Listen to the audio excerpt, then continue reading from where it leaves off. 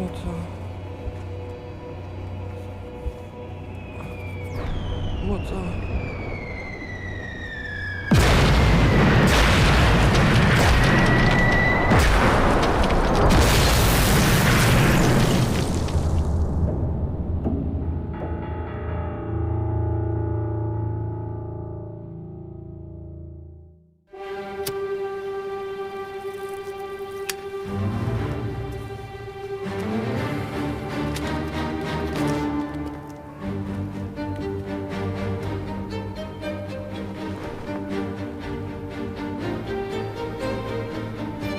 Friedens- und Waffenstillstandsangebot. Das ist nicht Ihr Ernst, Ludendorff. Die Westfront ist noch höchstens 2 Tage zu halten, Herr Generalfeldmarschall. Einen Sieg halten Sie nicht mehr für möglich, Ludendorff. Nach der Kapitulation Bulgariens und dem Durchbruch der Alliierten an der Balkanfront? Nicht mehr. Das bedeutet, wir stehen mit dem Rücken zur Wand. Keine Angst. Nicht wir, sondern die neue Regierung wird dafür die Verantwortung tragen. Für uns gilt es nur noch, die Armee zu retten. Ihre Existenz und vor allen Dingen ihre Ehre. Deshalb muss das Waffenstillstandsgesuch politisch motiviert werden und nicht militärisch. Und welche Regierung sollte bereit sein, sich dafür herzugeben? Um für die Alliierten glaubhaft zu sein, muss das Friedensangebot von denen ausgehen, die schon immer für einen Verständigungsfrieden waren. Sie wollen die Parteien der Reichstagsmehrheit in die Regierung aufnehmen? Ja. Um sie zum Sündenbock zu machen, muss man ihnen noch etwas bieten. Den Übergang zur parlamentarischen Regierungsform. Das würde zugleich die Chancen auf die Annahme eines Waffenstillstandsgesuchs verbessern. Weil die Alliierten, besonders der amerikanische Präsident Wilson, behaupten, einen Krieg für die Demokratie zu führen. Erlaubt das denn die Verfassung von Hinze? Die werden wir ändern müssen. Im Gegensatz zu mir ist der verehrte Herr Staatssekretär sogar einen Schritt weiter gegangen. Er will die Sozialdemokraten an der neuen Regierung nicht nur beteiligen, er will sie ihnen übergeben. Das bedeutet Revolution. Ja, aber eine Revolution von oben.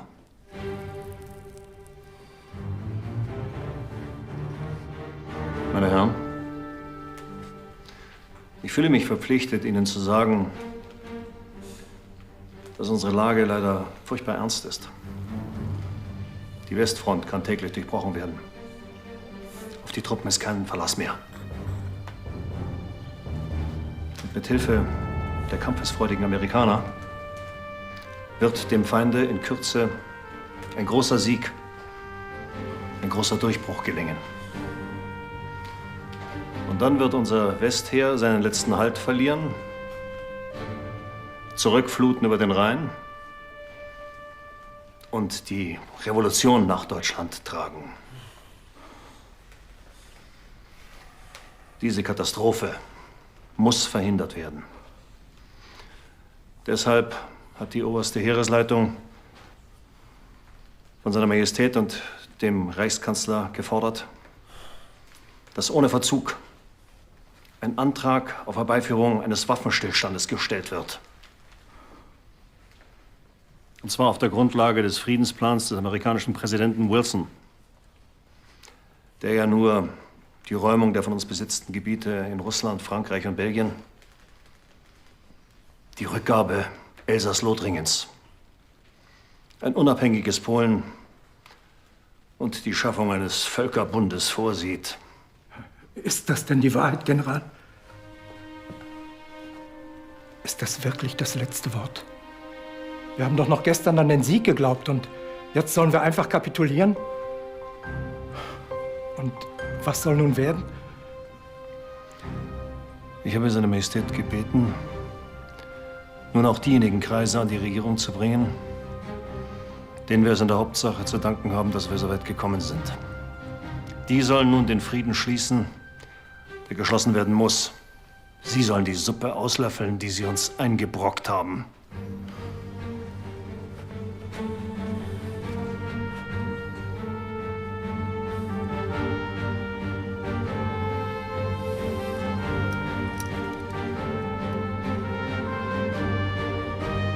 Der Krieg ist verloren, Genossen.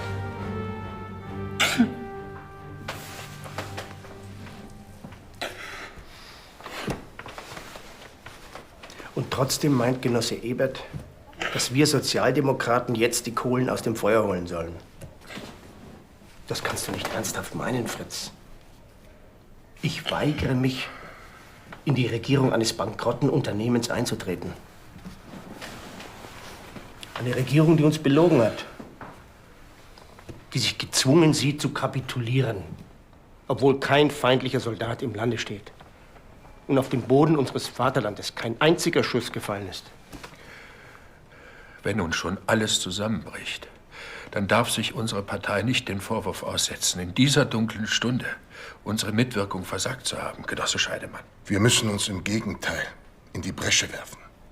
Müssen sehen, ob wir genug Einfluss bekommen, um unsere Forderungen durchzusetzen und mit der Rettung des Landes zu verbinden. Ich bin Genossen Noskes Meinung. Ich auch, Genosse Bauer. Ludendorff verspricht volle Parlamentarisierung. Das ist das, was wir Sozialdemokraten immer gewollt haben, Genossen.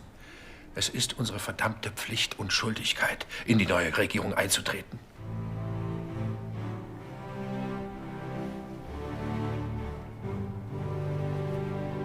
In eurem Staat kommt das Heilige Reich. Aus dem Tumult der Kanonaden schwingt ewigen Friedensmelodie. Eigentlich sollte ich Sie jetzt verhaften. Unser verehrter Freund Becher, unser Arbeiterdichter. Die Revolution in, an und für sich. Dabei kommt er aus sehr gutem Mönch nach Hause. Deswegen sind seine Verse auch Blätter im Wind. Diese bourgeoise Flucht vor der Wirklichkeit. Die Revolution will Männer mit formenden Kräften, bestimmt keine, die berühmte Dichter sein wollen. Also schonen Sie ihn, Herr Geheimrat. Wenn Sie das bolschewistische Übel ausrotten wollen, dann müssen Sie Herzfelde, seinen Bruder Hartfield und mich verhaften. Wen will unser lieber Geheimrat schon wieder verhaften? Wenn ich wollte, wie ich könnte, dann Sie, verehrte gnädige Frau, um Ihnen Tag und Nacht meine Bewunderung zu Füßen legen zu können. Sie sind zu beneiden, Herr Kassierer. Eine große Schauspielerin zu bewundern, ist eine Sache. Mit ihr leben zu dürfen, eine andere. Wo ist Graf Kessler? Er telefoniert. Ich hoffe, Sie haben mit Ihrem Vortrag noch nicht begonnen, mein lieber Becher. Oh, Sie hoffen zu Ihrem Glück vergebens. Er ist vorüber. Mein guter Freund, der Maler George Gross, Madame Tilla Durieux, die neue Göttin am Theaterhimmel. Wieland Herzfelder und sein Bruder John Hartfield kennen Sie ja. Sie sind der Verleger des großen Meisters, richtig? Ich, Gott bewahre. Für das Verlegen bürgerlicher Kunst ist wohl eher Ihr Mann zuständig. Und? Wie zu erwarten war. Der Kanzler ist gestürzt. Und mit dem Hinze und das ganze System. Verzeihen Sie, gnädige Frau. Ich bitte Sie. Und der Kaiser? Sitzt in Spa.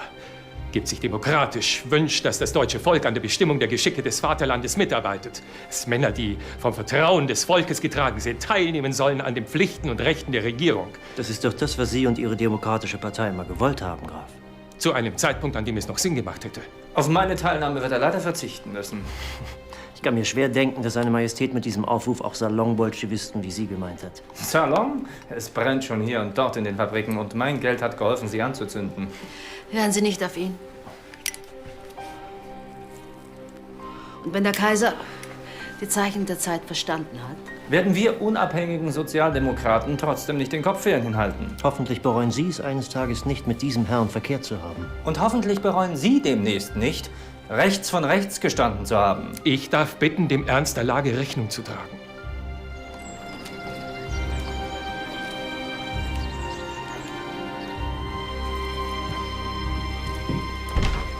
Seine Hoheit, der Reichskanzler Prinz Max von Baden. Meine Herren, Herr Reichskanzler, guten Morgen. Guten Morgen. Guten Morgen.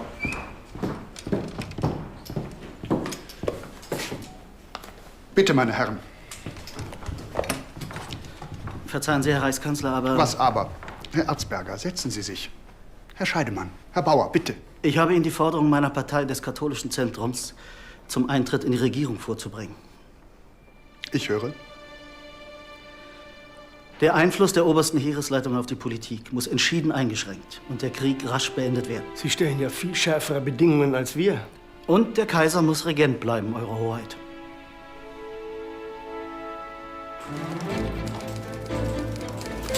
Möpschen? Ja, Chef? Es gibt Arbeit in meinem Büro, aber da liegt.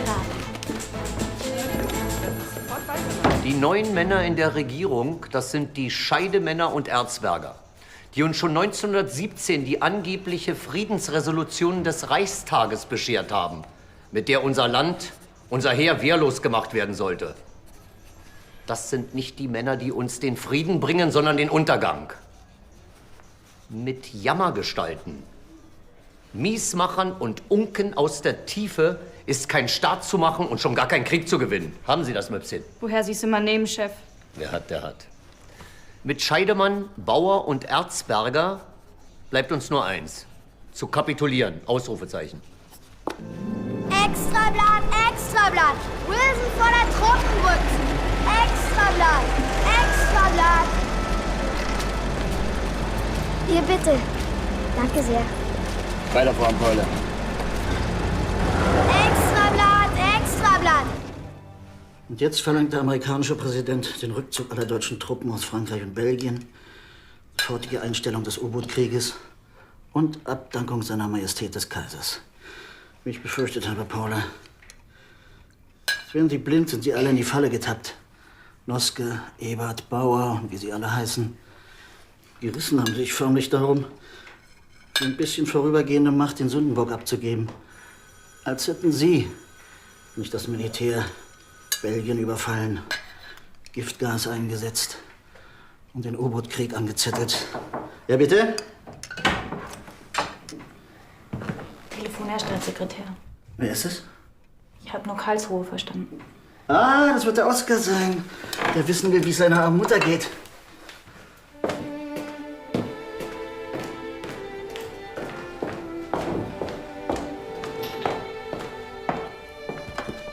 Oskar?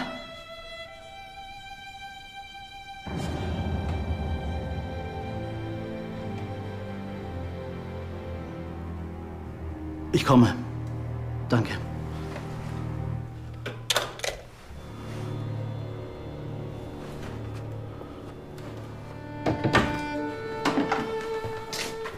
Und?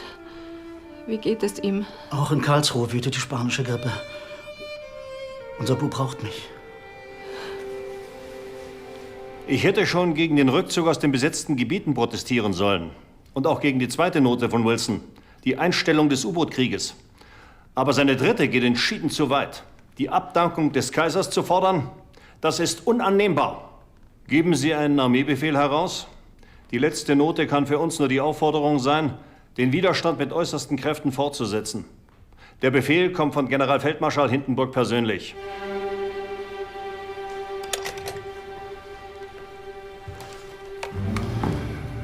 Wir sind einzig unserem Herrscherhause und unserem Volke verpflichtet.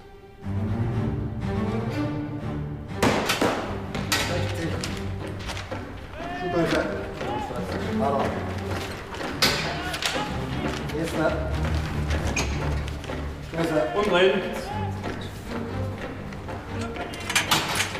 Umdrehen. Zähne. Zunge. A. Tauglich. Moll Friedrich, richtig? Jawohl, Herr Hauptmann. 17 Jahre, richtig? Nächstes Jahr im Februar, richtig, Herr Hauptmann. Schlosserlehrling, richtig? Jawohl, Herr Hauptmann. Zunge. 1,73. Ganz stolz sein, Junge. Wegtreten. Nächste. Palenke Paule, richtig? Richtig, Herr Umdrehen. Ihr Sohn ist nicht der Einzige, Herr Staatssekretär. Diese Epidemie ist schlimm. Allein schon bei uns hier über 200 Tote. Es ist gut, dass Sie gleich kommen konnten.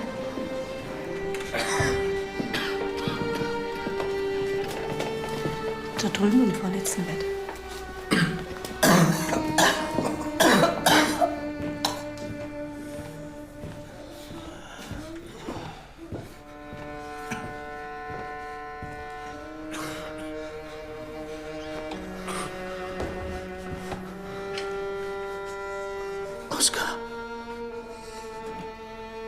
bin's. Dein Vater.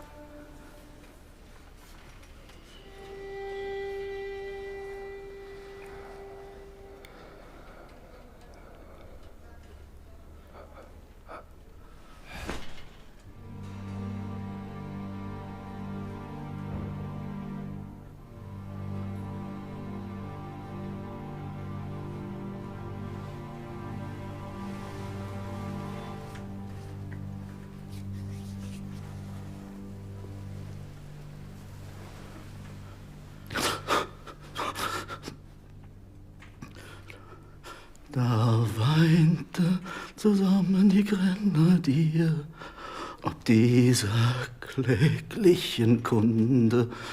Der eine sprach: Wie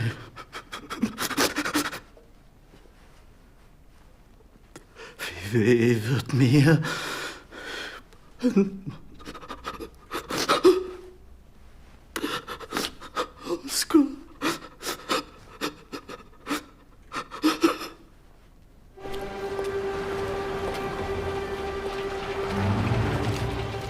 Ich bin gekommen, um mit seiner Majestät selbst zu sprechen. Der Kaiser muss den Kampf fortsetzen. Wir haben keine andere Wahl, Hoheit. Herr General Ludendorff, erst vor wenigen Tagen haben Sie mich und meine Regierung gedrängt, unverzüglich um Waffenstillstand nachzusuchen. Die Front könne jede Minute zusammenbrechen. Dieses Ihr überstürztes Ansuchen führte zu einer Ermutigung des Feindes und hatte katastrophale Folgen in der Welt. Und jetzt sprechen Sie plötzlich davon, den Kampf weiterzuführen? Jawohl, genau das werde ich seiner Majestät vorschlagen. Ansonsten empfehle ich meinen Rücktritt. Ja, und genau das ist es, was ich seiner Majestät empfehlen werde. Ihren Rücktritt. Mein Vertrauen in Sie ist zutiefst erschüttert. Das des Kaisers nicht. Ich werde seine Majestät vor die Wahl stellen. Sie oder ich.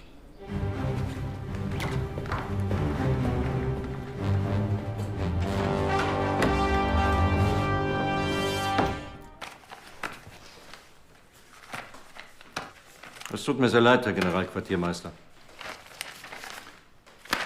Sie sind jetzt der Generalquartiermeister Gröner.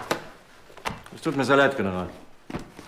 Nachdem Sie 2 Jahre lang den Oberbefehl hatten. Der Kaiser wird schon wissen, was er tut. Ich bedauere es aufrichtig.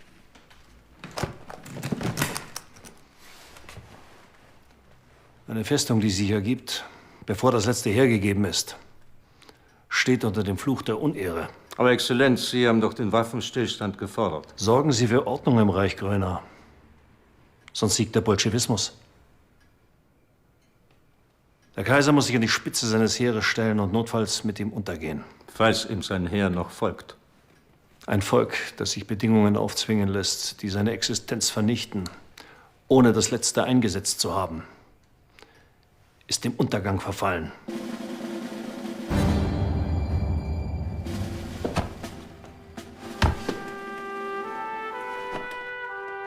Haben Sie das schwedische Visum? Jawohl, Herr General. Für Sie und Ihre Frau. Und wann reisen Sie?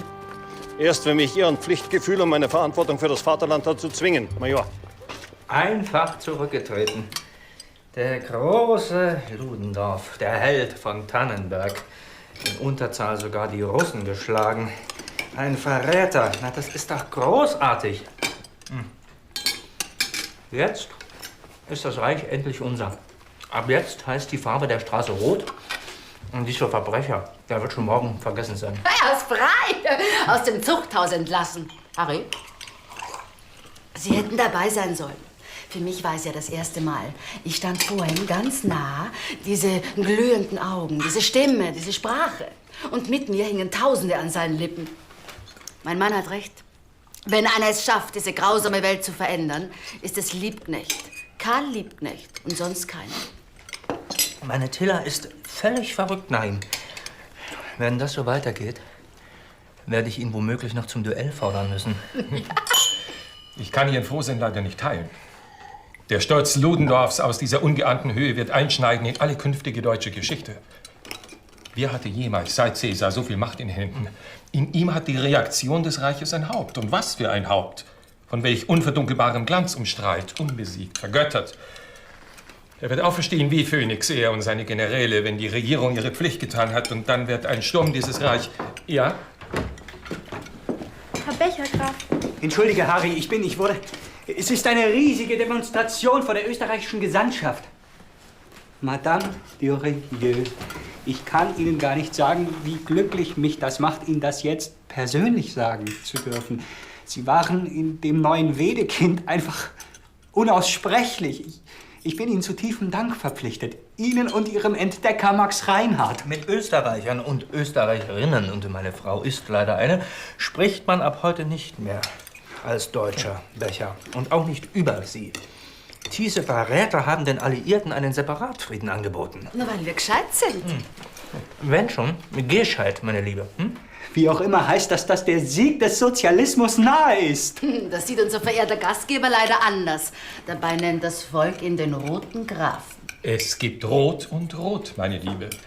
Mein rotes Denken gehört dem Tagesgeschehen, den kleinen Schritten Ihres, den Visionen und den Salons. Ich muss dann leider... Gussek! Jawohl, Sie wünschen? Sie kümmern sich bitte um unseren glücklichen Dichter. 40, 60, 80, 300. Vielleicht sollte ich auch anfangen zu dichten. Ich hatte mit dem Grafen über 3600 Mark gesprochen. Im Jahr, verehrter Herr Becher, im Jahr. Graf Kessler zahlt monatlich aus Vor- und Umsicht, da der Künstler zum Geld seine eigene Beziehung hat. Leider. Dass ich mir Ihren Namen nicht merken kann.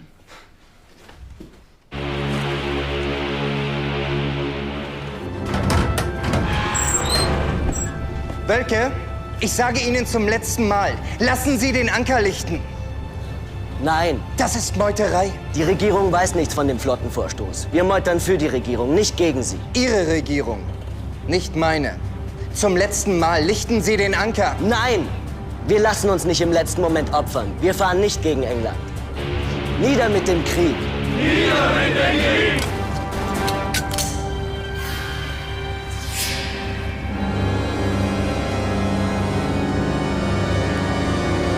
Als Vertreter der Betriebsobleute bin ich entschieden für die geplante Aktion.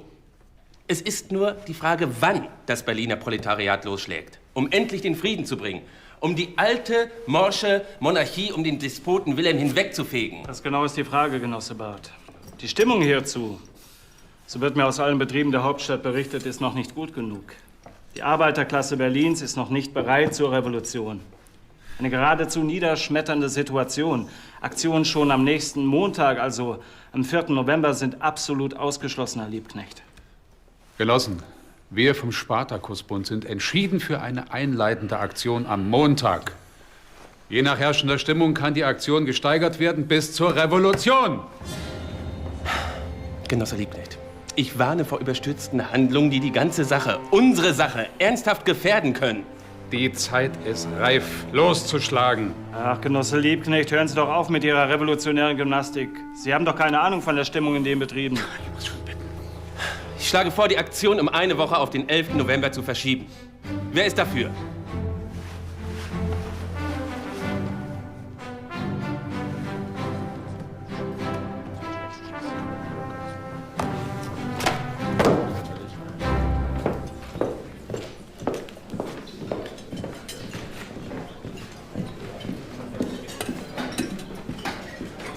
Für mich ist das einfach, Graf Kessler. Ich bin nicht von Adel. Für mich ist das auch nicht schwer. Wenn der Kaiser nicht abdankt, und zwar noch vor dem Waffenstillstand, wird in der Welt keine Beruhigung aufkommen können.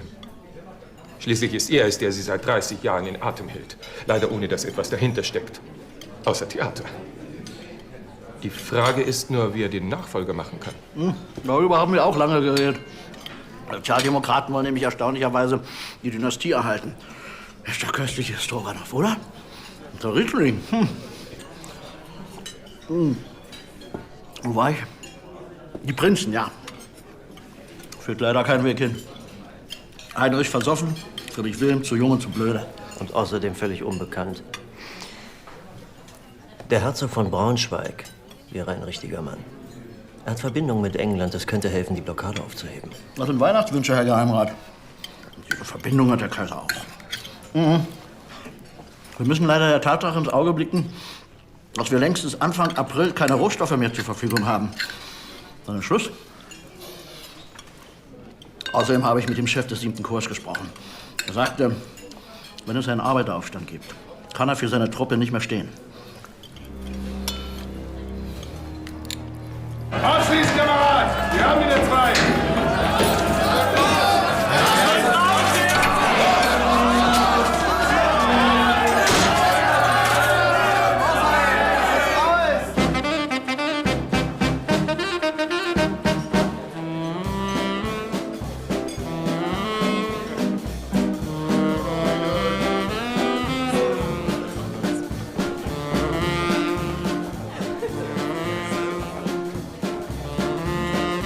Die ganze Nacht, als ob die Welt unterginge. Ein immer wilderer Lichtschein in den Wäldern und ein Lärm. 1 Million Schuss Artillerie. Hier ein Bein und ein Arm abgeschossen. Das ganze Alpenkorps vernichtet. Junge Männer, wie ich. Nur noch Blut und Gestank und Angst und Schreie. Und über all dem die feindlichen Flieger. Wie war diese Landschaft so schön? Schöner als der Rhein. Und jetzt? Für Kaiser und Vaterland.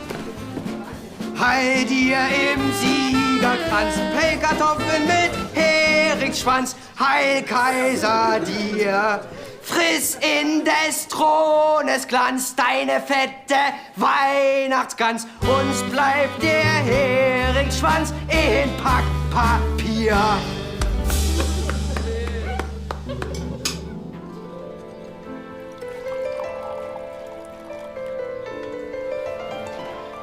Auf die Kunst und die Ewigkeit.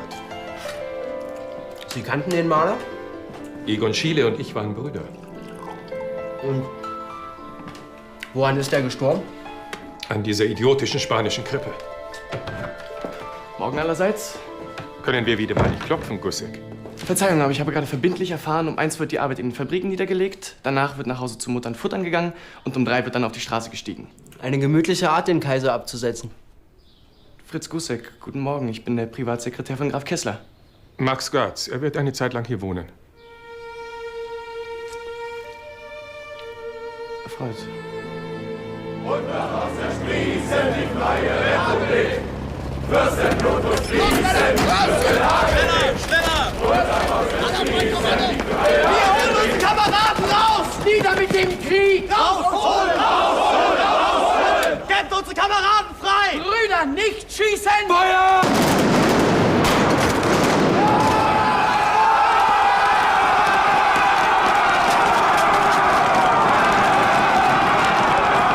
Wobei die Spartakisten schon am 4. losschlagen wollten, wenn meine Informationen stimmen.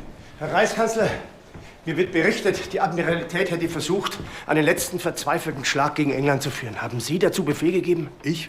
Nie und nimmer. Diese ungeheure Anmaßung der Admiralität hat zu massenhafter Meuterei geführt, meine Herren. Die Lage in Kiel ist sehr schlimm.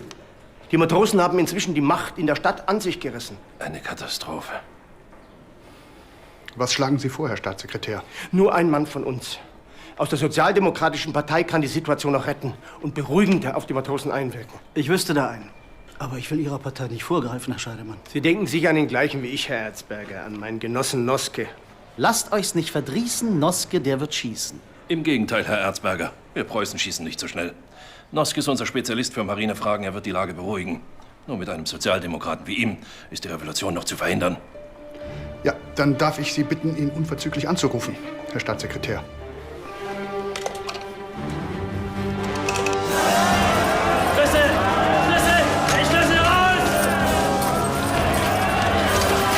Danke, Kameraden. Auf, jetzt wird klar Schiff gemacht.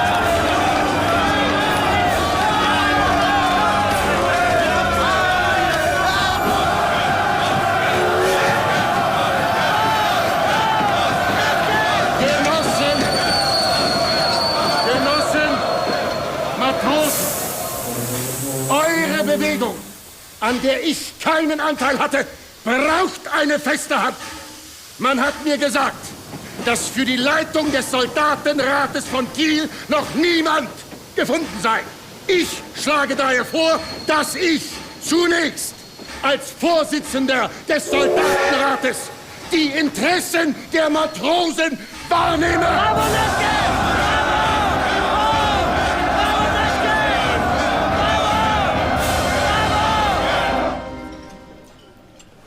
Die Marinelandetruppen haben sich den Meuterern angeschlossen und die Landwehrtruppen entwaffnet. Was aus den Schiffen geworden ist, weiß man noch nicht. Telefon und Telegraphen haben missgenommen, daher die Verbindung mit Kiel unterbrochen. Und wenn die Revolte auf Berlin übergreift? Noch haben wir ein paar zuverlässige Truppen. Wo bleibt denn dieser Erzberger wieder?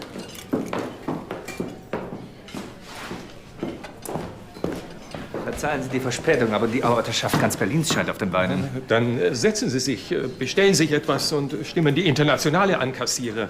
Kiel ist nämlich in den Händen der Matrosen und auch Hamburg, Lübeck und Cuxhaven sind von den Aufständischen genommen. Wacht auf, Verdammte dieser Erde, die stets mal noch zum Hunger zwingt. Das Recht wie Glut im Krater Herde. Ich muss schon sehr bitten, Herr Kassierer. Verzeihung, ich vergaß, dass Sie bei der preußischen Geheimpolizei sind.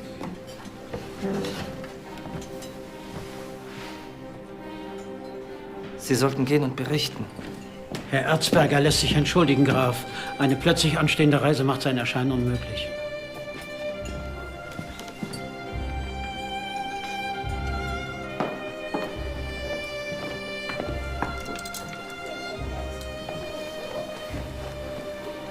Ich habe es gewusst. Ich habe es gewusst. Die wollen mich doch nur zum Sündenbock machen. Und wenn, Matthias, einer muss es tun. Das Vaterland braucht dich jetzt. Und denk an unseren verstorbenen Buben. Du bist es diesem Augenblick schuldig.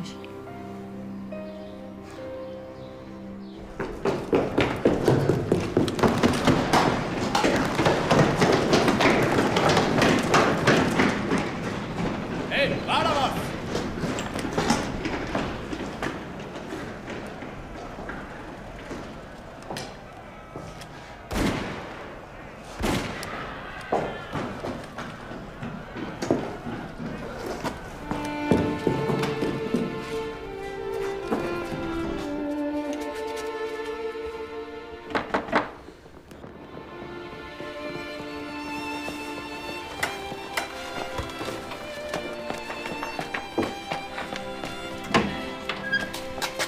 Junge, Gott sei Dank.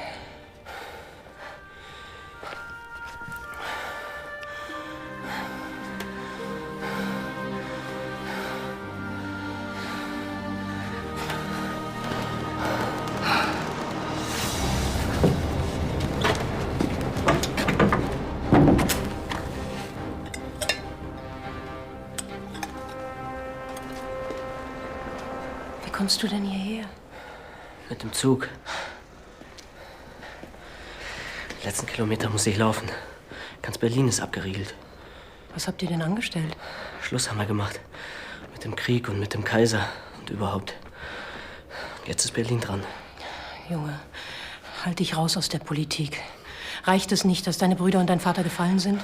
Gerade weil sie sich rausgehalten haben, sind sie doch gefallen, Mutter. Junge, versteh doch. Ich will dich nicht auch noch verlieren. Du bist doch das Einzige, was ich noch habe. Mutter, mir passiert schon nichts. Außerdem habe ich Hunger. Meinst du, es gibt jetzt Frieden? Mit den Alliierten vielleicht, aber nicht mit dem Feind im eigenen Land.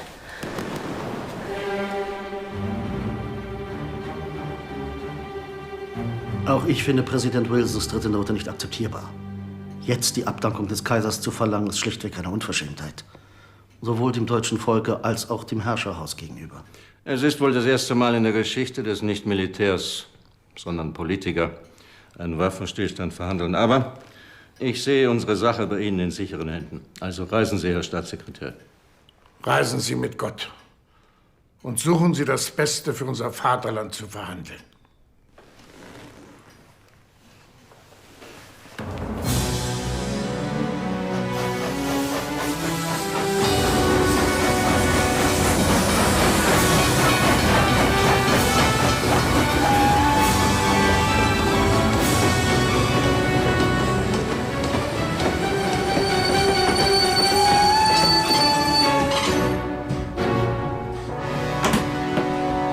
Monsieur Erzberger? Oui. Le maréchal Foch a accepté de recevoir votre délégation à 10 heures.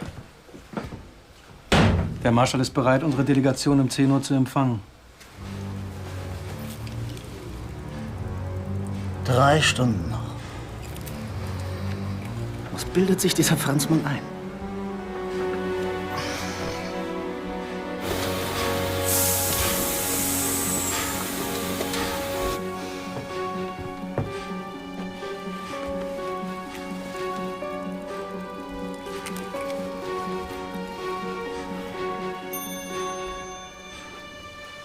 Eine Frechheit, sowas. Und schon wieder warten zu lassen.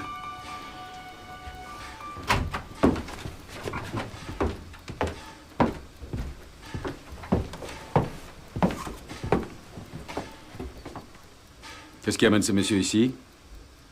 Qu'attend-il de moi? Marschall Foch lässt fragen, was die Herren hierher führt und was sie von ihm wünschen.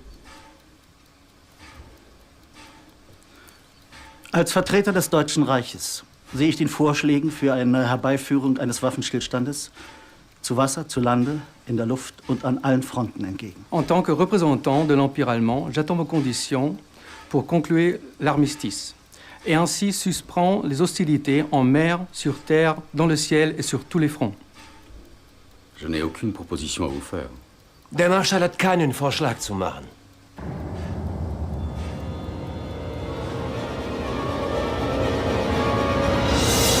Die Lage hat sich gründlich gewandelt, Hoheit. Wir sprechen hier als Abgesandte der SPD. Ganz Berlin ist auf den Beinen.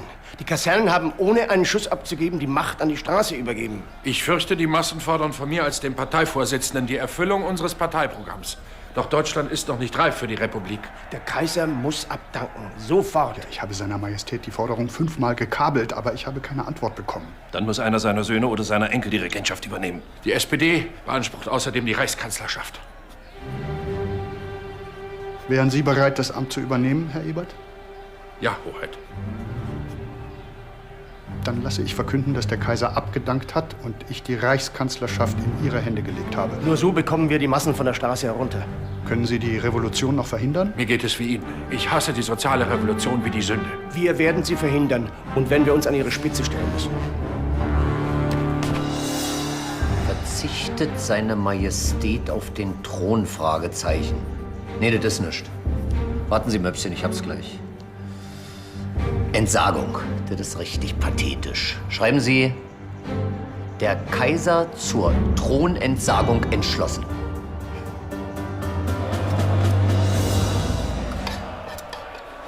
Also einer von euch muss jetzt tausend reden.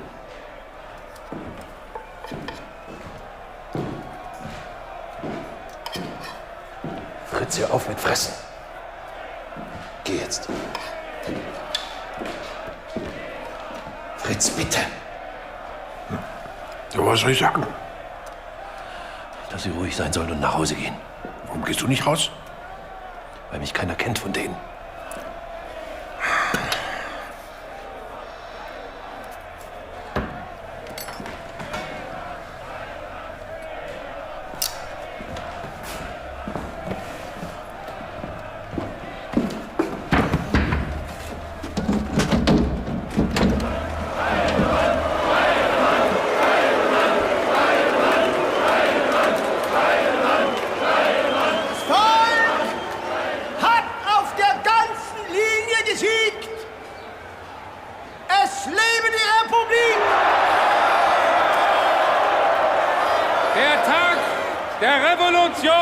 Gekommen.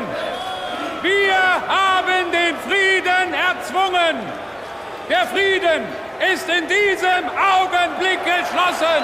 Das alte Morsche ist zusammengebrochen. Der Militarismus ist erledigt. Die Hohenzollern haben abgedankt. Der Abgeordnete Ebert wurde zum Reichskanzler berufen.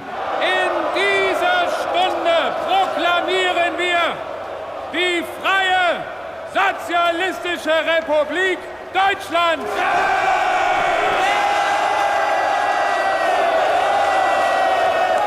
Es lebe die Deutsche Republik! Die Herrschaft des Kapitalismus, der Europa in ein Leichenfeld verwandelt hat, ist gebrochen!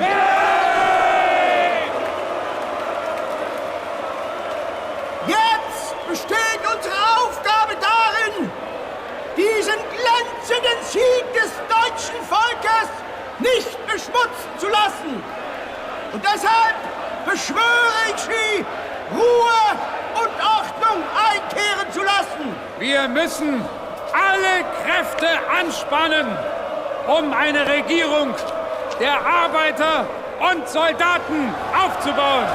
Es lebe die Deutsche Republik! Wer von euch die Freie Sozialistische Republik Deutschland und die Weltrevolution erfüllt sehen will, erhebe seine Hand zum Schwur.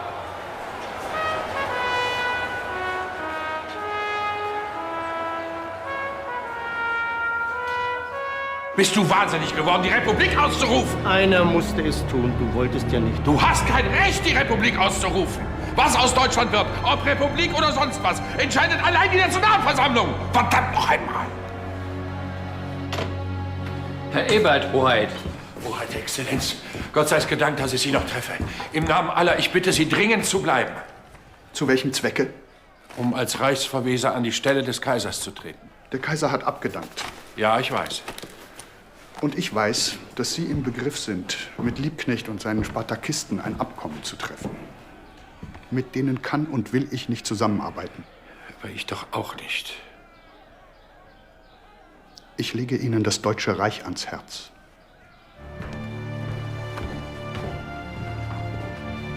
Ich habe 2 Söhne für dieses Reich geopfert.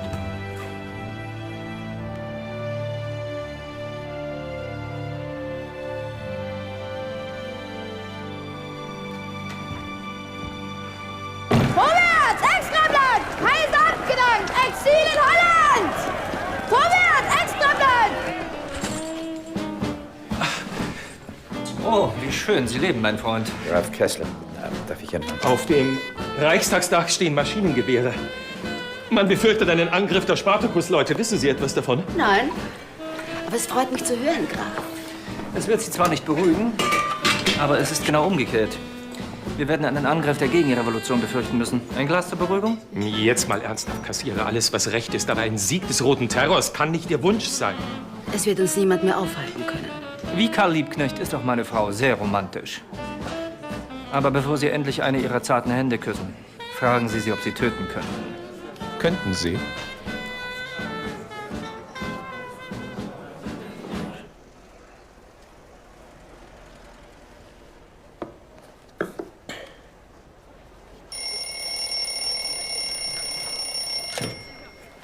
Ja, Ebert. Ihr Generalleutnant Gröner.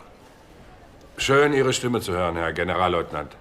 Herr Reichskanzler, ich darf Ihnen übermitteln, dass der Feldmarschall Hindenburg sich bereit erklärt hat, an der Spitze der obersten Heeresleitung zu verbleiben. Freut mich sehr, Herr Generalleutnant. Der Feldmarschall erwartet von der Reichsregierung die Unterstützung des Offizierskorps bei der Aufrechterhaltung der Disziplin und der straffen Ordnung im Heer. Was noch? Ich erwarte von Ihnen die restlose Bekämpfung der Revolution, Wiedereinführung einer geordneten Regierungsgewalt, Stützung dieser Regierungsgewalt durch die Macht unserer Truppe und baldigste Einberufung einer Nationalversammlung. Stützen Sie dann noch meine Regierung? Wenn Sie mir versprechen, dass wir gemeinsam Bolschewismus, Chaos und Revolution bekämpfen, dann ja. Abgemacht.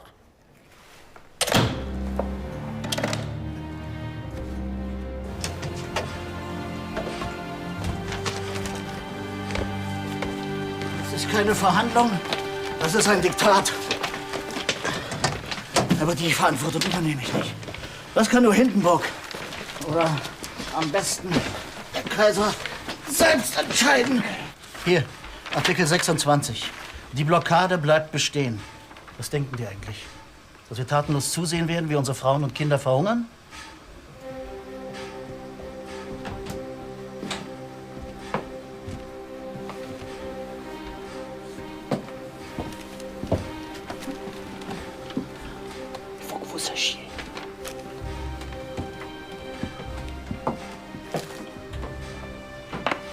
Entschuldigung, Herr von Heldorf. Ja, Herr Staatssekretär? Diesen Zeitungsausschnitt hat mir ein Franzmann heimlich gegeben. Was steht denn da? Sagen Sie schon. Deutschland hat eine Volksregierung. Die Garnison von Berlin hat sich dieser Regierung zur Verfügung gestellt. Die Reichsgeschäfte führt Friedrich Ebert, ein Sozialdemokrat. Und der Kaiser? Davon steht hier nichts.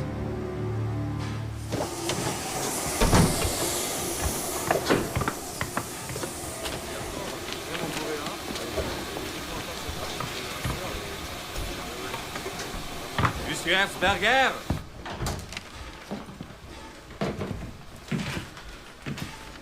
Vom Feldmarschall Hindenburg persönlich.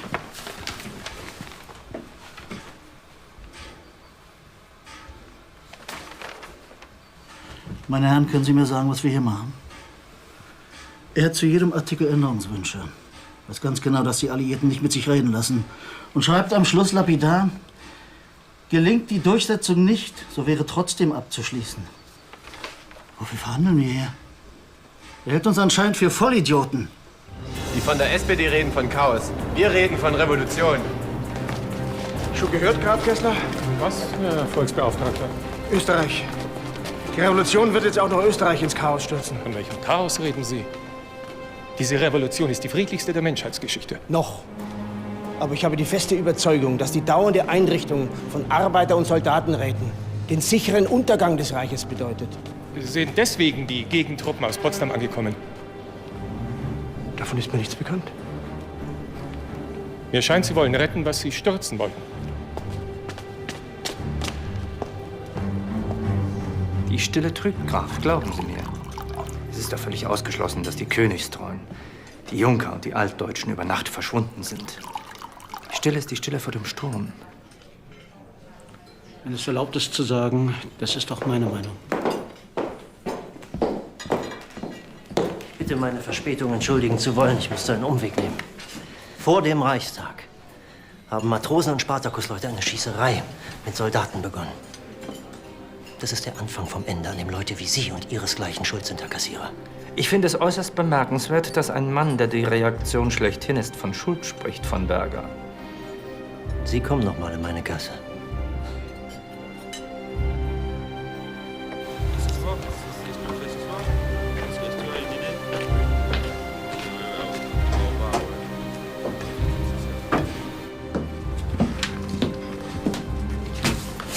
Marschall Foch lässt bestellen, dass die Änderungswünsche des Feldmarschalls in Gänze abgelehnt sind und es beim Ultimatum morgen 11 Uhr Vormittag bleibt. Aber ich warte doch immer noch auf die Antwortdepesche unseres neuen Kanzlers, die mich ermächtigt zu unterschreiben.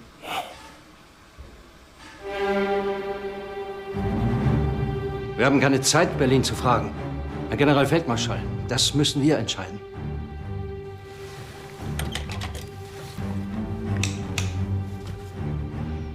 Haben Sie, ermächtigt zu unterschreiben, gezeichneter Reichskanzler Schloss.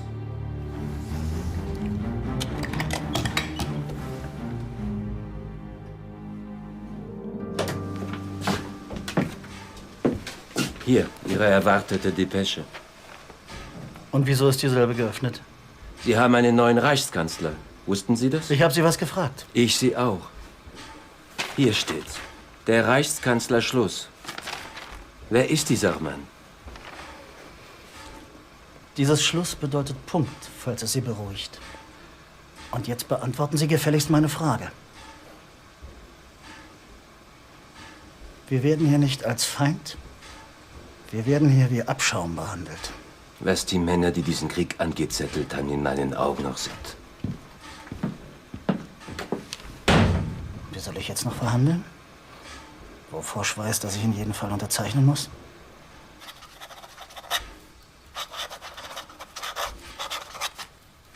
Aber ich weise noch einmal darauf hin, dass die meisten dieser Verpflichtungen undurchführbar sein werden. Je vous rappelle que la plupart des obligations ne pourront être respectées. Ein Volk von 70 Millionen leidet, aber es stirbt nicht. Un peuple de 70 millions de personnes souffre, mais ne périt pas. Très bien. Was sehr gut bedeutet. Sie werden es nicht glauben, aber das habe ich verstanden.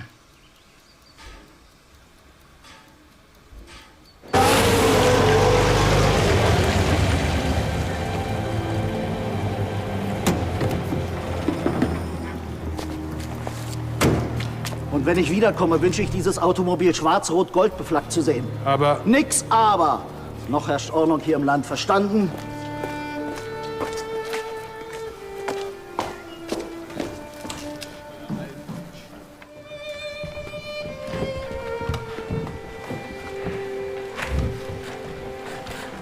Tja, Herr Erzberger, uns bleibt nur, Ihnen für die Dienste, die Sie in schwerster Stunde zum Wohl des Volkes geleistet haben, zu danken. Herrn Scheidemann und Herrn Landsberg kennen Sie ja bereits. Die Herren Kollegen, Volksbeauftragte von den Unabhängigen, Hase, Dittmann, Barth. Wir kennen uns allerdings auch. Wir möchten Sie in Ihrer Funktion als Waffenstillstandskommissar bestätigen. Und Ihnen im Namen des Volkes den Auftrag erteilen, die von Ihnen schwer erkämpften Bedingungen von Compiègne auch durchzusetzen. Immer vorausgesetzt, dass Sie uns, der neuen, aus der Revolution hervorgegangenen Regierung, auch zur Verfügung stehen wollen. Ich nehme diesen Auftrag einzig in der Hoffnung an, dass die Alliierten diese Regierung bei den kommenden Friedensverhandlungen als Partner auch anerkennen werden.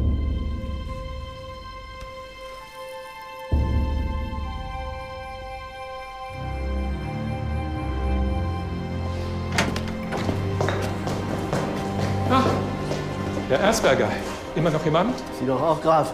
Ich höre, gehen Sie als Gesandter nach Warschau. Ich habe die Aufgabe übernommen, unsere Truppen aus Polen und der Ukraine herauszubekommen. Hier würden sie aber dringender gebraucht. Mit dieser Regierung werden unsere Feinde niemals Frieden schließen. Mit Ebert und Konsorten reden die nicht einmal. Unsere beiden Parteien müssen jetzt Verantwortung übernehmen. Sonst marschiert Foch ein. Und das noch vor Ablauf des 30-tägigen Ultimatums. Das Wichtigste ist eine Front gegen Spartacus.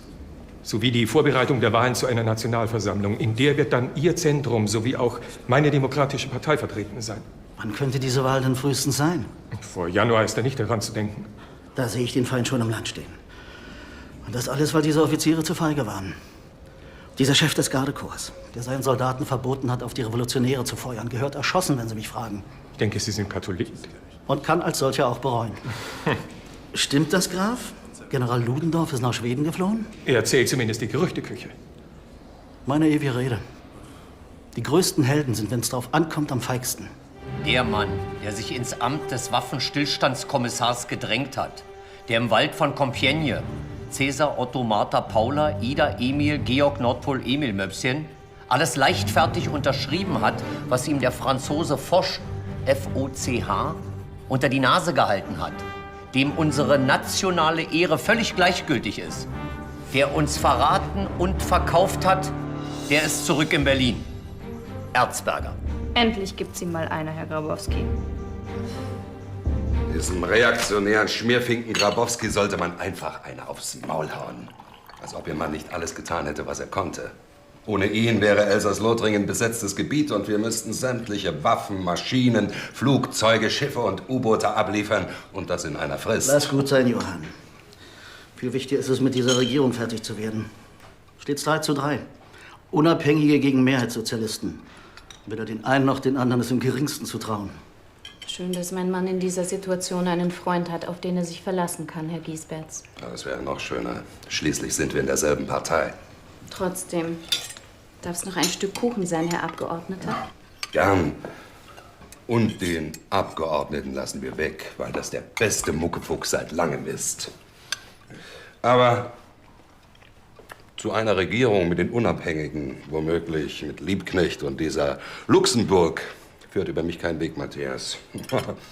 Die wären imstande und würden mit der Linken Frankreichs gemeinsame Sache machen.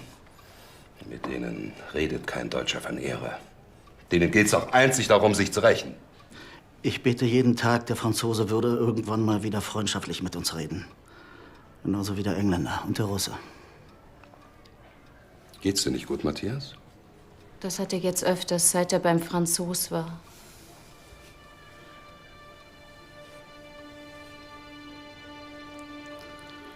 Auf dem Weg nach Compiègne, mitten in Frankreich, fuhr der Zug plötzlich langsamer. Wir kamen an den Schlachtfeldern vorbei. Nirgends mehr Grün. Alles ungepflügt. Überall nur Tod und Verderben. Ihr könnt euch gar nicht vorstellen, wie grauenhaft das ist. Aber das haben die doch absichtlich gemacht, den Zug langsamer fahren lassen. Wird es dadurch besser? Selbst beim Rückmarsch haben unsere Truppenführer alles anzünden lassen, aus purer Zerstörungswut. Die Franzosen haben jedes Recht der Welt, sich zu rächen. Weißt du, was du da sagst? Ja, das weiß ich genau. Kilometerlang nur Not und Tod. Verbrannte Ortschaften, verbrannte Kirchen. Kein Stein mehr auf dem anderen. Jeder Quadratzentimeter umgepflügt vom Eisen von Granaten und alles durchtränkt von Blut. Dem Blut der Jugend Frankreichs und Deutschlands. Wem sagst du das? Aber mein Bub darf nicht umsonst gefallen sein.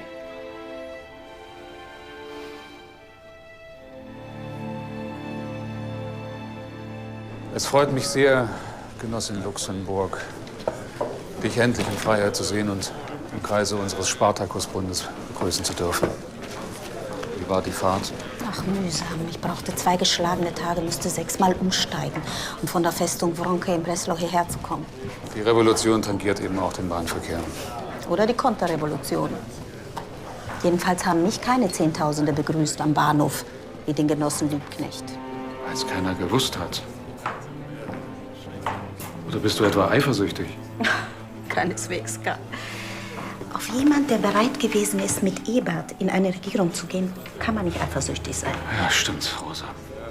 Ich war in einem Moment schwach. Aber die Genossen haben mich zurückgepfiffen. Wäre ich nicht Atheistin, würde ich sagen, Gott sei Dank.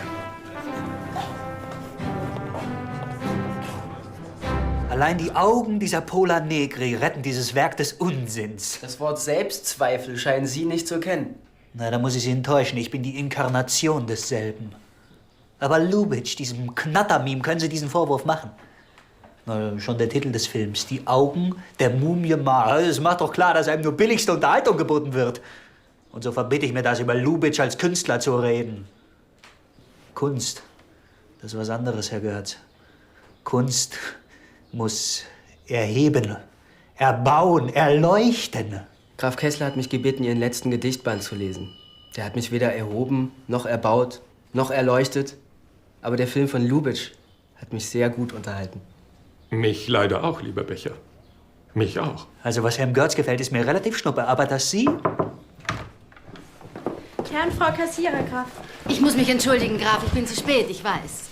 Aber ein Gedicht von Toller ließ mich erst nicht schlafen und dann in einen todesähnlichen Schlaf versinken. Ich bitte Sie, verehrte Frau Durieux. Herr Görz hat es eben gewagt, Sie mit Pola Negri in einem Atem zu nennen. Und hat wem den Vorzug gegeben? Auf der Bühne gibt es für mich nur Sie, Frau Durieux. Und im Moment auch im Leben. Verstehen Sie jetzt, Graf, was es heißt, seine Frau mit allen teilen zu müssen? Aber dafür von allen beneidet zu werden, mein lieber Kassierer. Und jetzt sollten wir unseren Freund Becher, der Toller verachtet, bitten, den Raum zu verlassen und Sie uns sein Gedicht vorzutragen.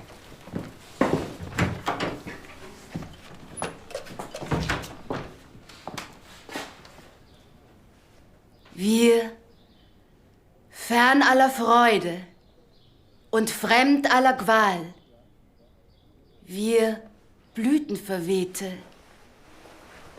im nächtlichen Tal. Wir, Preis einer Mutter, die nie sich erfüllt. Wir, wunschlose Kinder, von Schmerzen gestillt. Wir, Tränen der Frauen. Wir, lichtlose Nacht. Wir, Waisen der Erde, ziehen stumm in die Schlacht.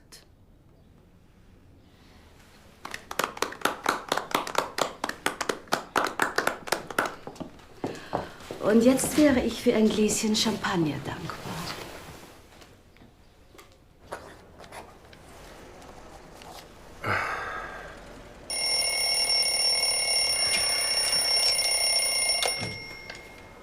Hier, Generalleutnant Gröner. Ich vermisse es schon richtig, wenn wir einen Abend mal nicht telefonieren, Herr Generalleutnant. Geht mir genauso, Herr Reichskanzler. Volksbeauftragter, bitte. Für mich sind Sie der Reichskanzler. Herr Ebert, ich habe Anlass zu großer Sorge. Das Treiben der Matrosen, der Arbeiter- und Soldatenräte, das Treiben von Spartacus muss endlich beendet werden. Die Kommandogewalt der Offiziere ist wiederherzustellen. Noch immer sind Tausende von Waffen In Händen der Zivilbevölkerung. Ich schlage daher vor, bei der Rückkehr der Fronttruppen in der Hauptstadt reinen Tisch zu machen. Es ist uns gelungen, noch 10 letzte Divisionen für diesen inneren Kampf zusammenzuziehen. Nach unserem Einmarsch muss jeder, der noch unbefugt Waffen besitzt, sofort erschossen werden. Herr Generalleutnant, außer mir sind noch 2 Volksbeauftragte aus meiner Partei und 3 aus der USPD in der Regierung. Ich kann Sie doch sind nicht der einfach... Reichskanzler? Sie allein müssen entscheiden. Und außerdem müssen Sie noch die 3 USPD-Männer in Ihre Regierung endlich loswerden. Inszenieren Sie einen Zwist. Herr Reichskanzler. Sind Sie noch da?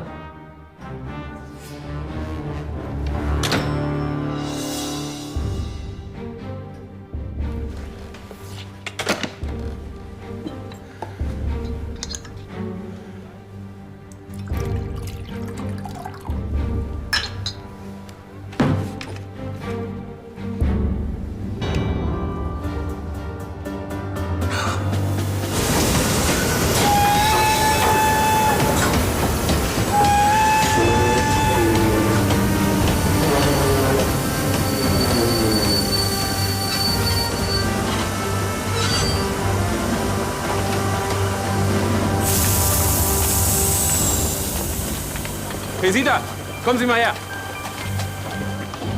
Hey, Sida, kommen Sie mal her.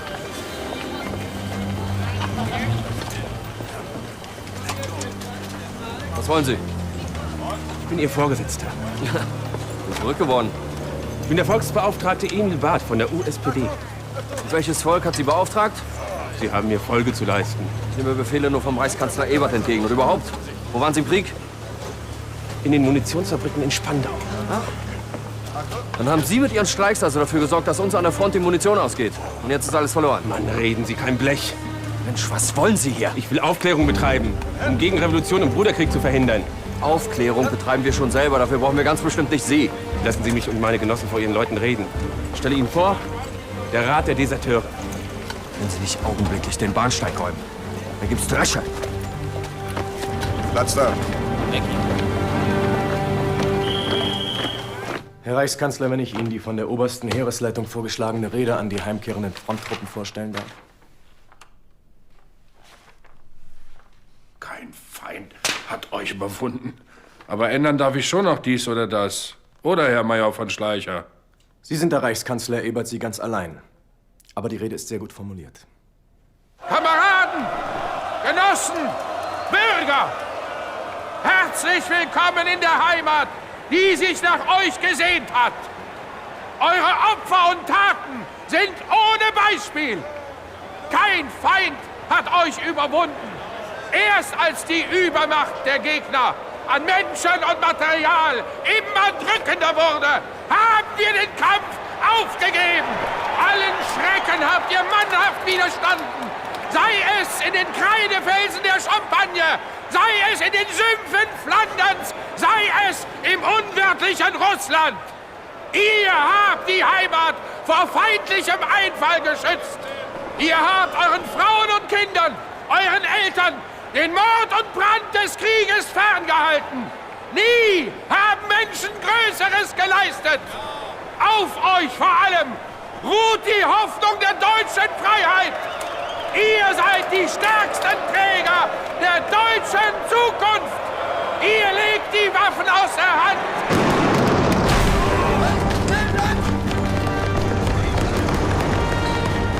In Position!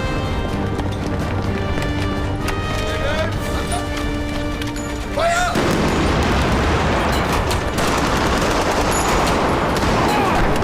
Tore schließen!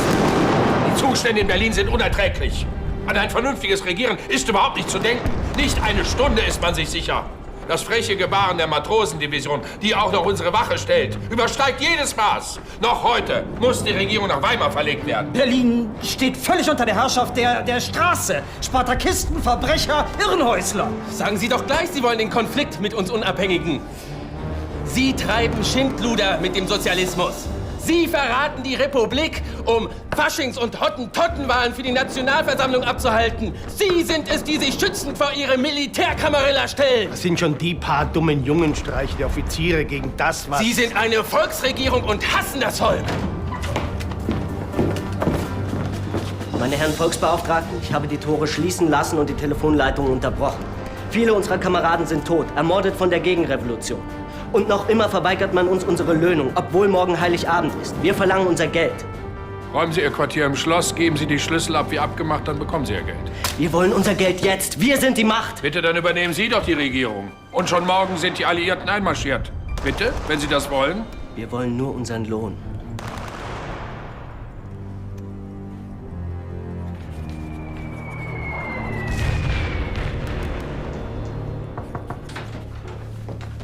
Habe schon gedacht, Ihnen sei etwas passiert. Verzeihung, aber es gab kein Durchkommen, Graf. Jetzt schießen sie schon mit Artillerie.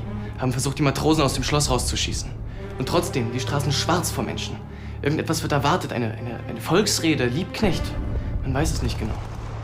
Man kann die Angst direkt riechen. Gott sei Dank haben wenigstens die Matrosen Vernunft angenommen und sich verpflichtet, nicht weiter an Aktionen gegen die Regierung teilzunehmen.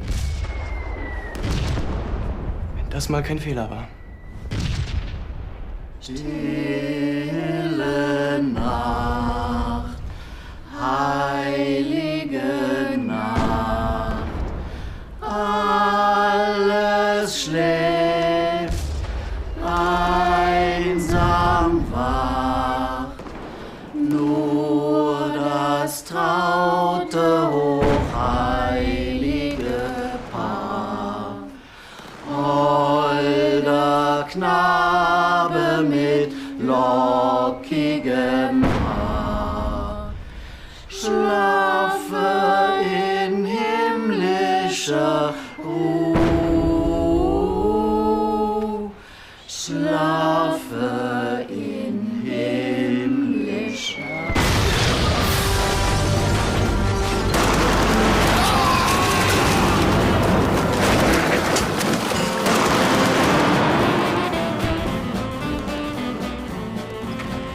Da kann ich sagen, was ich will. Mein Vater glaubt diesen Spartakus-Leuten. Und ist nicht der Einzige. Aber Ihre Argumente sind fadenscheinig. Und Ihre Versprechen absurd. Die Reaktionäre sind noch lange nicht am Ende, Max. In deren Gehirnen wachsen Kulturen, in denen irgendein künftiges, grässliches Volksschicksal gezüchtet wird. Lupus in fabula. Wieso, wer ist das? Mein neuer Chef, Proctor Franza, Minister des Äußeren. Guten Abend, Graf. Willkommen in Berlin. Danke. Und ich gratuliere, Graf. Aber traurig, dass die Regierung Männer braucht, die für sie denken können. Können wir das? Wie ich höre, haben Sie mein Angebot, als Gesandter nach Bern zu gehen, leider abgelehnt. Ich denke, ich werde hier gebraucht. Und ich bin Gott sei Dank nur fürs Äußere zuständig.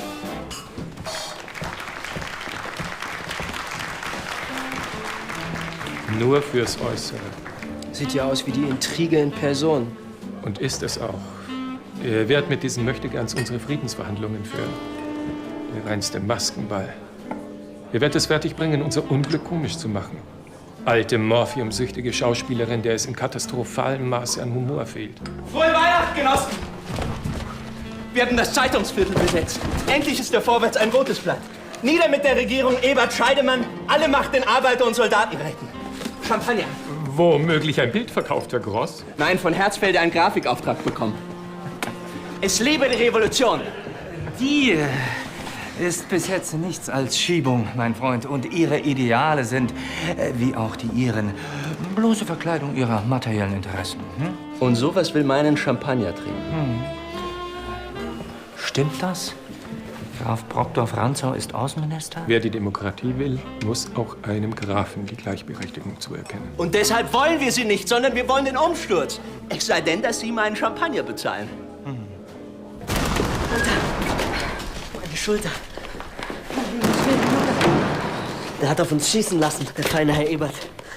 Mit Feldartillerie und Gasgranaten.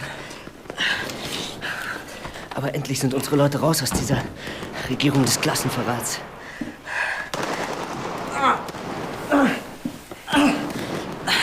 Aber jetzt gibt's Rache. Jetzt geht die Revolution erst richtig los.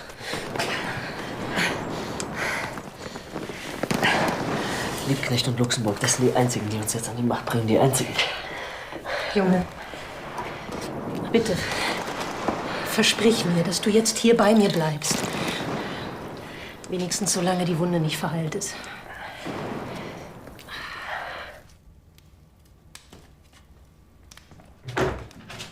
Hier bist du. Wir müssen los. Die anderen warten. Mir ist heute wirklich nicht nach Feiern zumute.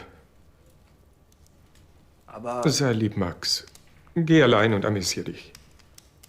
wenn du meinst.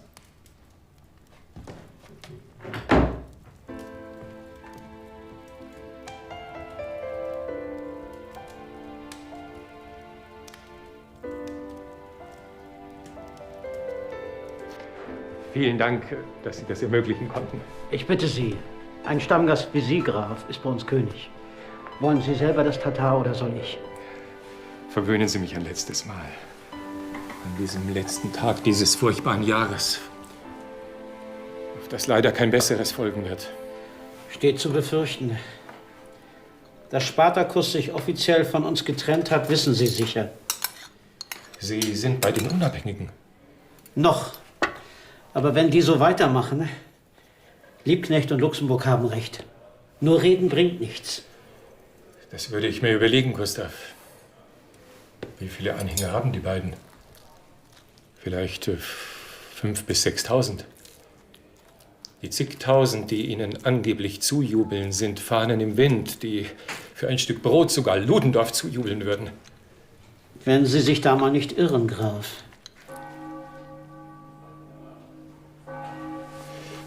Ich mache das.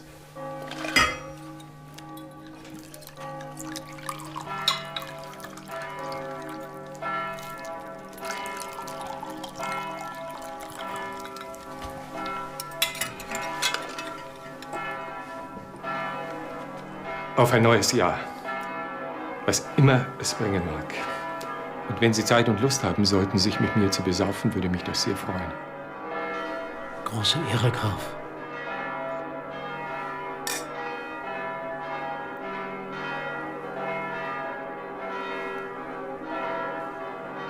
Arbeiter!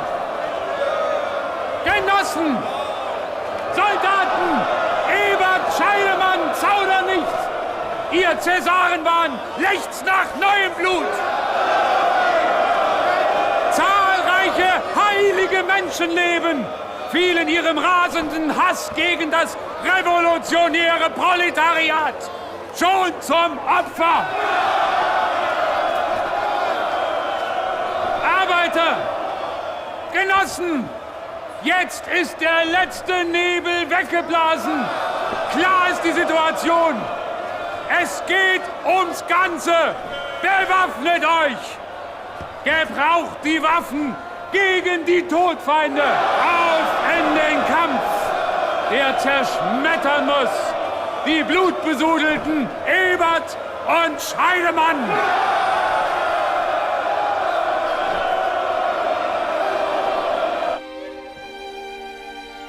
Am Nachmittag Liebknecht, jetzt Sie. Sie sind der Bolschewist der Malerei, mein Freund. Ich bin kein Bolschewist, ich bin Pazifist. Und will predigen, bessern, reformieren, gegenständlich, moralistisch. Was kann man mit abstrakter Malerei schon erreichen? Bilder müssen in Schulen aufgehängt und verstanden werden, nicht in bourgeoisen Salons. Diese von Ihnen so bewunderte Kunst ist etwas Unnatürliches, Harry. Eine Krankheit, die die Menschheit braucht wie den Kropf. Und was soll das Bild kosten? Von mir aus, aber lassen Sie mich zu Ende reden.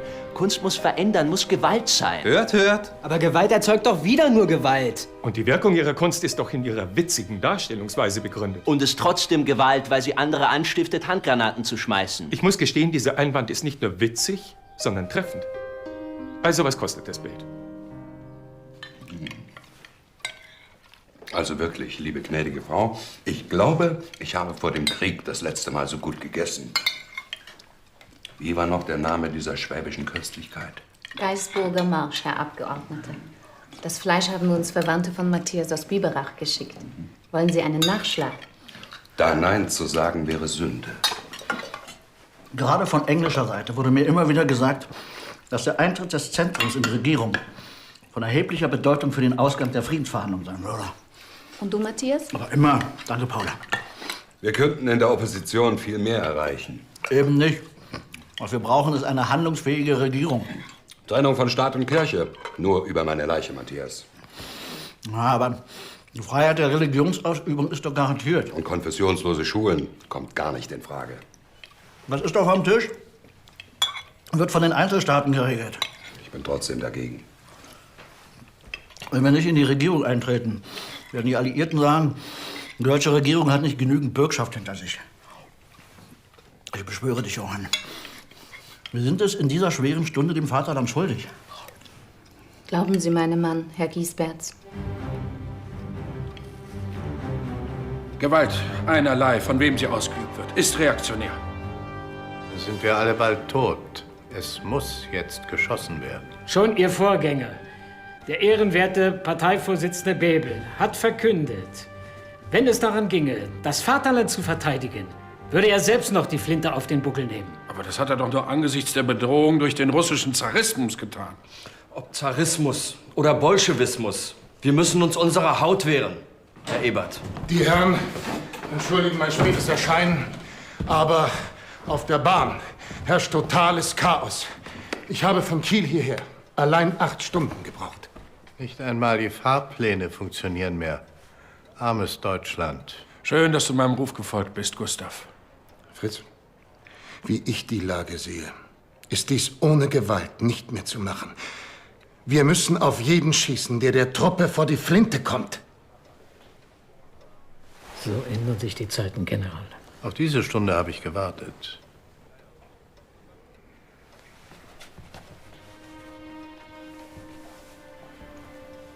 Herr Kriegsminister, Herr General Lüttwitz, Herr Hauptmann Pabst, meine Herren, ich stimme Ihnen zu.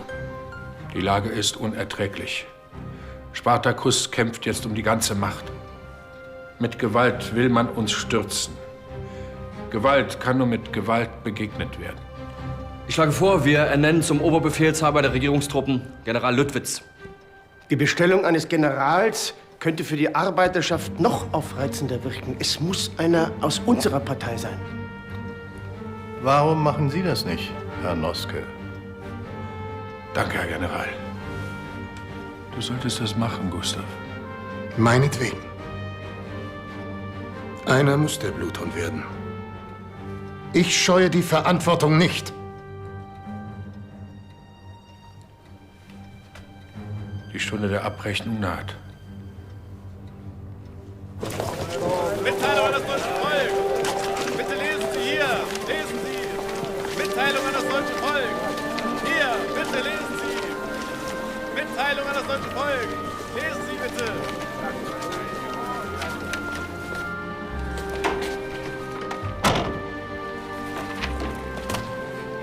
Junge, deine Kameraden müssen aufhören mit dem Kampf, sofort. Du musst es ihnen sagen. Hier, lies.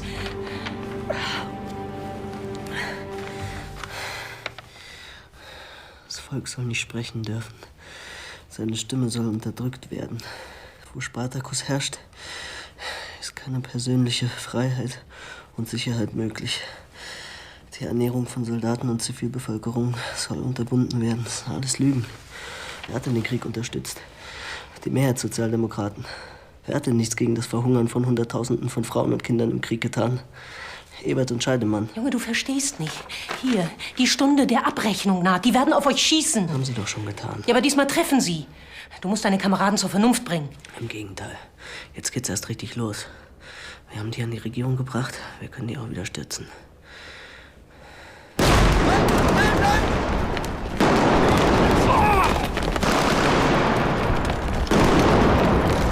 Es geht um Weltgeschichtliches, Max. Das ist Herzfelde, Gross und den anderen nicht klar. Es geht um die Entscheidung zwischen West und Ost, zwischen Krieg und Frieden, zwischen einer berauschenden Utopie und einem grauen Alltag. Nie seit den Tagen der Französischen Revolution hat so viel für die Menschheit auf dem Spiel gestanden. Weiter! Vorwärts!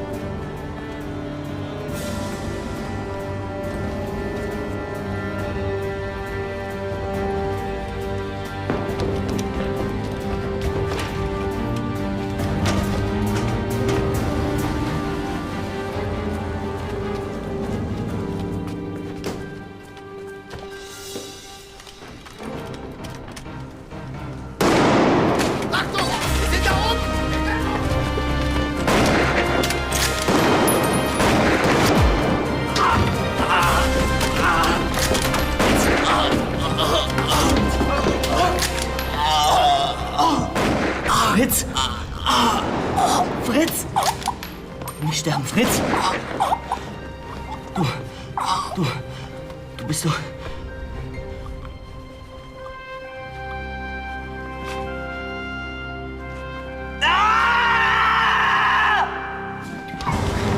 Ich sag Ihnen doch, ich heiße Markusson! Wir wissen, wer Sie sind, Herr Liebknecht!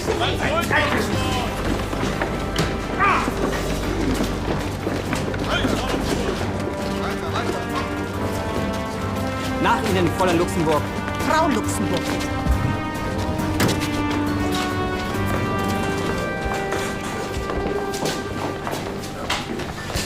Ich rufe zurück.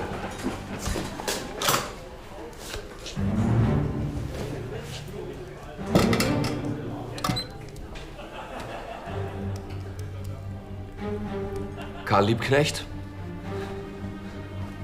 Und Sie sind Frau Luxemburg, richtig? Entscheiden Sie bitte selber. Im Steckbrief nach müssten Sie es sein. Wenn Sie es sagen.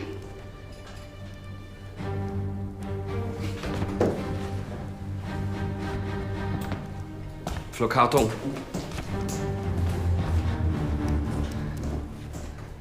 Herr Noske, Hauptmann Papst. Ich habe Sie, beide, Liebknecht und Luxemburg. Bitte geben Sie den Erschießungsbefehl. Das kann ich nicht. Dann wird die Partei zerbrechen. Rufen Sie General von Lüttwitz an. Der wird mir diesen Befehl nie und nimmer geben. Dann müssen Sie selbst verantworten, was zu tun ist. Danke.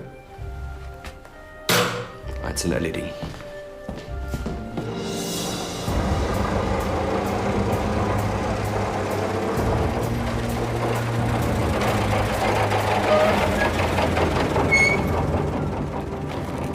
Sieht ganz nach Panne aus. Muss doch wohl zu Fuß weiter. Können Sie gehen, Herr Liebknecht?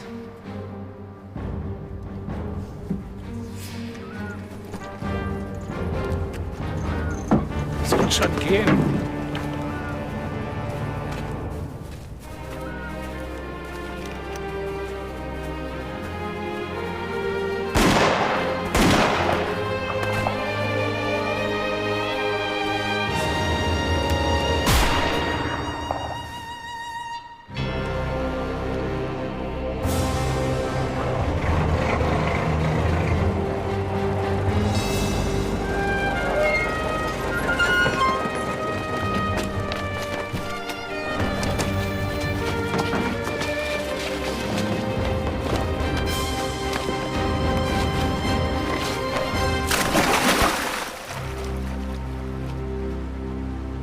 Es ist nicht wahr, dass Karl Liebknecht auf der Flucht erschossen wurde. Und auf der Flucht vor wem? Sind diese weißen Freikorpsmörder jetzt womöglich das Gesetzgenossen? Einwandfreie Zeugen haben im Leichenschauhaus feststellen müssen, dass die Erschießung Liebknechts aus nächster Nähe erfolgt ist. Mit 3 Schüssen. Einen in den Oberarm, einen in die rechte Brusthälfte und den dritten, den tödlichen, in die Stirn. Am Hinterkopf befindet sich eine große Ausschussöffnung. Das heißt, er wurde ermordet. Wir fordern, dass die Untersuchung dem Militärgericht abgenommen und einem bürgerlichen oder einem Sondergericht aus Vertrauensleuten beider sozialistischer Parteien übergeben wird.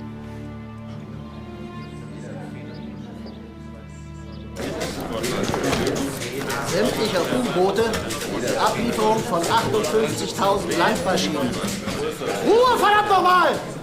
Ich kann ja mein eigenes Wort nicht verstehen. Ablieferung sämtlicher U-Boote, 58.000 Landmaschinen. Ja, ist dieser Vorstand wahnsinnig geworden? Das sind ja fast alle, die wir haben. Nur über meine Leiche. Sie meinen die Leichen von weiteren Tausenden und Abertausenden von verhungerten Zivilisten. Vor allem Frauen und Kindern. Aber diese Bedingungen sind unannehmbar. Und wenn der Waffenstillstand deshalb nicht verlängert wird? Dann reisen Sie ab. Das bedeutet Fortsetzung des Krieges, Herr Reichskanzler. Ist Ihnen das klar?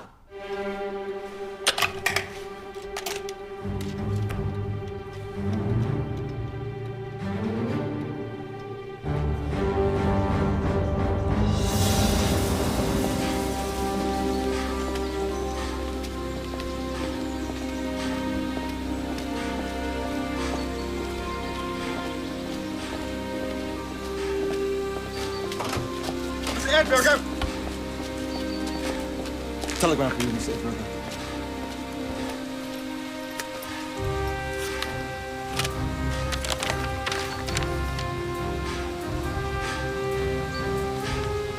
Man hat Karl Liebknecht und Rosa Luxemburg ermordet. Und das bedeutet für Deutschland das Chaos.